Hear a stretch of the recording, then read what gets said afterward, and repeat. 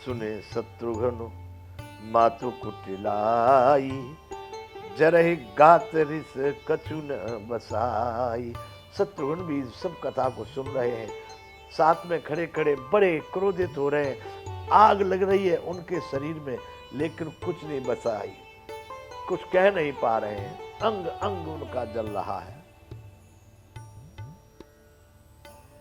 ऐसी बात ही चल रही थी, इतनी देर में मंथरा वहां आ जाती है। ते अवसर कुंवरी तहां आई, बसन विभूषण विविधि बनाई। आज कुंवरी बड़ी प्रसन्न थी कि भरत आ रहे हैं, अब वो राजा बनेंगे, हमारी रानी कैकेयी यहाँ की महारानी पटरानी बनेगी, राजमाता बनेगी, हम भी राजमाता के चेरी बनेंगे। बड़ी प्रसन्न थी, बड़े बड़े आभूषण और वस्त्र सुंदर पहने हुई थी। मंथरा वहां पर उपस्थित हुई। इतनी देर में शत्रुघ्न जी सारी कहानी तो सुन चुके थे। मंथरा को देख करके वो क्रोध को नहीं रोक सके। लखि रिस भरे लखन लघु भाई, भरत अनलगत आहुति पाई। सजी धजी देख करके लक्ष्मण के छोटे भाई शत्रुघ्न जी को क्रोध आ गया, मानो जलती हुई आग में और किसी ने घी डाल दिया हो। भरत अनलगत आहुति पाई, जलती हुई आग में घी की आहुति लगा दी। गुस्से में इतने आ गए कि हुम गितात हुम गिलात तकी कुबर मारा, परिमोह भरे महे करत पुकारा। उन्होंने जोर से तक करके कुबड़ पर लात मारी। कुबड़ी थी उसके, मंत्रा भी कुबड़ी थी, उसके पीठ पर एक कुब था, उसी कुबड़ में लात मारी। बहुत गुस्से आकर के शत्रुघ्न ने गिर गई, वह चिल्लाती हुई मुंह के बल नीचे गिर गई जमीन पर, बड़ी जोर से चिल्लाते हुए गिरी। कुबर टूटे फूट कपारू, दलित दसन मुख रुधिर प्रचारु। शत्रुघ्न जी भी तो बड़े वीर बहादुर थे, धीरे भी मारा होगा तो भी बहुत जोर से लगा। उसका कुबर टूट गया, कपाल फूट गया, दांत टूट गए और मुंह से भी खून बहने लगा। एक लात मार दी उन्होंने उछल के। वह कराहती हुई बोली, आह दैव में काह नसावा, करत नीक फल अनहि सुपावा। मंत्रा की दृष्टि में बहुत अच्छा किया था उसने, भरत को राज दिलवाया था, भरत को राज सिंहासन पर बैठाने की। वो कह रही है, हे भगवान मैंने क्या बिगाड़ा, मैंने तो बहुत अच्छा काम किया था, उसका परिणाम मुझे बहुत बुरा मिल रहा है, ऐसा क्यों हो रहा है। सुनि रिपुहन लख नख सिख खोटी, लगे घसीट न धर धर चोटी। लक्ष्मण जी को लगा यही नाखून से लेकर के चोटी तक महाबदमाश खोटी है, इसलिए उसकी चोटी पकड़ कर उसको महल में इधर उधर को घुमाने लगे, पकड़ के घसीटने लगे। भरत ने देखा इसका क्या दोष है भैया, इसको क्यों मार रहे हो। भरत दया निधि दीन छुड़ाई, कौशल्या पे गए दो भाई। बड़े दया के सागर है भरत, दया लगी उसको छुड़ा दी, इसको छोड़ो भैया, इसको कुछ नहीं कहना है। इतना करके दोनों भाई माता कौशल्या के पास पहुंचते हैं। 163वां दुआ बंधु हो ये अयोध्या कांड का। मलिन बसन बेबरन बिकल, कृष शरीर दुख भार। उनके वस्त्र भी बड़े मलिन हो गए, गंदे हो गए, बड़ी भारी विवरण, उनके शरीर की स्थिति भी बड़ी दयनीय है।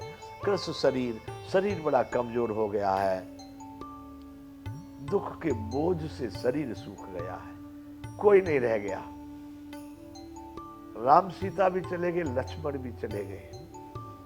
कितना कष्ट माता को। कनक कलप बर बेल बन, मानो हनी तुषार।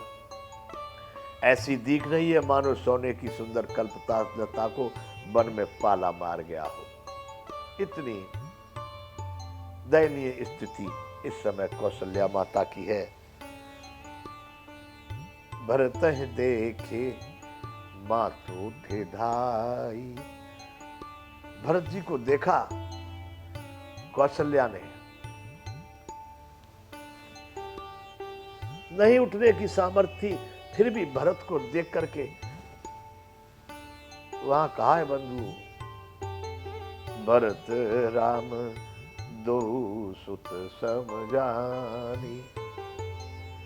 कौशल्या माता की नजर में तो भरत और राम दोनों पुत्र समान हैं। इसलिए भरत को देख करके माता उठ करके चली। मूर्छित अवने परी जह आई, उठी चली, 2 कदम गिर पड़ी, मूर्छित हो गई, होश नहीं रहा।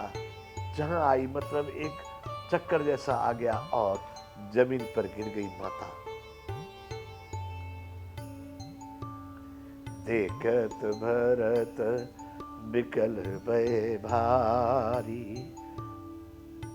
भरत जी देख रहे थे कि सब मेरे कारण ये दुर्दशा हो रही है, बड़े व्याकुल हो गए। देखत भरत बिकल भय भारी, परे चरण तन दशा विसारी। वो भी भरत जी भी माता के चरणों में गिर पड़े और उनको भी अपने शरीर का कोई होश नहीं है। वो भी अपने तन की दशा को भूल करके भरत जी चरणों में गिर गए माता के।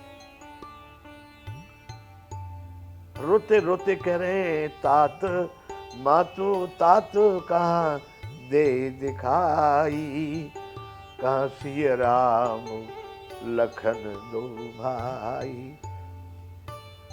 जानते हैं कि पिताजी चले गए सुरख को, ये भी जानते हैं राम लक्ष्मण चले गए वन को। कह रहे माता मुझे दिखा पिता कहाँ है, मेरे दोनों भाई राम और लक्ष्मण कहाँ है। कैकेयी कत जनमी जग माझा, जो जन्मित भई काहे न बाझा। हे माता मुझे उसके उदर से जन्म मिला है, यदि कैकेयी संसार में आई तो बाझ क्यों नहीं हुई। पहले तो जन्मी क्यों संसार में और जन्मी तो बाझ क्यों हो गई। उसने मेरे जैसे पुत्र को जन्म क्यों दे दिया। कुल कलंक जहि जन्मे मोही, अपजस भाजन प्रियजन द्रोही। भरत का कोई भी दोष नहीं है, अणुभर भी दोष नहीं है भरत का, लेकिन आज अपेस का भागी बना दिया। मेरे लिए राज मांगा है, प्रियजन द्रोही। मेरे प्रिय है सबसे बड़े राम, मुझे उनका द्रोही बना दिया है।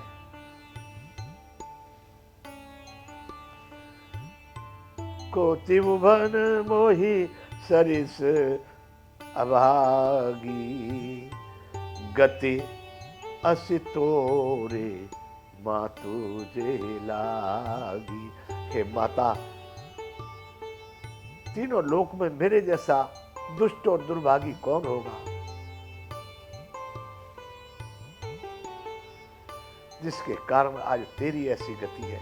कौशल्या को देख करके भरत इतने बेबल इतने व्याकुल हैं कि वो समझ नहीं पा रहे कि ये मेरा जन्म इस संसार में क्यों हुआ। देखिए बंधुओं, एक निर्दोष, बिल्कुल निर्दोष, कुछ दोष नहीं है भरत का, लेकिन इतना बड़ा दुख भरत को देखना पड़ गया। पितु सुरपुर बन रघुवर के तू। भरत को दुख इस बात का है कि मैं केवल सब अनरत हेतु। पिताजी स्वर्गवास हुआ और रघुकुल की ध्वजा रूप रामचंद्र जी बन को गए, केवल मैं अकेला इस सब का कारण हूं, सबका हेतु मैं हूं।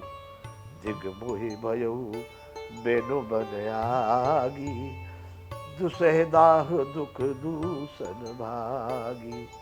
हे माता मैं बांस के वन में आग उत्पन्न करने वाला हुआ, कठिन दाह दुख और दोषों का भागीदार मैं बना हूं। माता बेचारी जमीन पर पड़ी है। भरत को देख करके माता को बड़ा प्यार है कि भरत का कोई दोष नहीं हो सकता, भरत जैसा पुत्र सबको नहीं मिल सकता। लेकिन भरत बड़ी व्याकुलता से अपनी सफाई दे रहे हैं